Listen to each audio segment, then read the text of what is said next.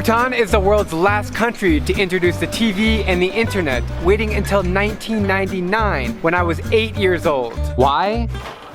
They simply don't want to be a victim of globalization. So I'm here in my hotel and I'm looking at the TV, flipping through some of the channels just to see what kind of stuff they have here in 2018. It's like Bhutan has been isolated country for a long time, and it took a lot of time for modernization. Even like social medias, like Facebook and all, it came very late. It's mostly Bollywood movies and a few news stations. And this TV style really reminds me of being a kid. Remember when I told you that the Bhutanese also don't keep track of their own birthdays? When is your birthday? What day were you born? She said she don't know her birthday. He's saying like he don't know the exactly date at what date he was born.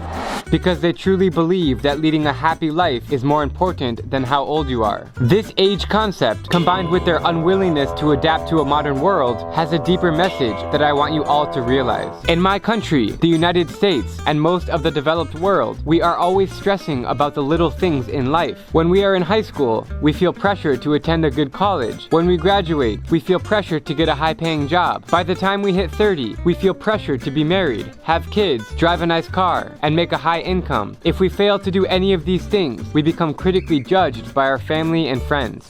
In Bhutan, they don't stress about these things. They embrace life as it naturally happens. Every morning, they wake up, they eat, they work, they pray, they love, they sleep, and repeat this process for the duration of their lives. And what comes as a result? They are proven to be one of the happiest countries in the world. So maybe it's not such a bad thing that they waited until 1999 to have TV. Because if you ask me, life is pretty damn good in this country. Thank you.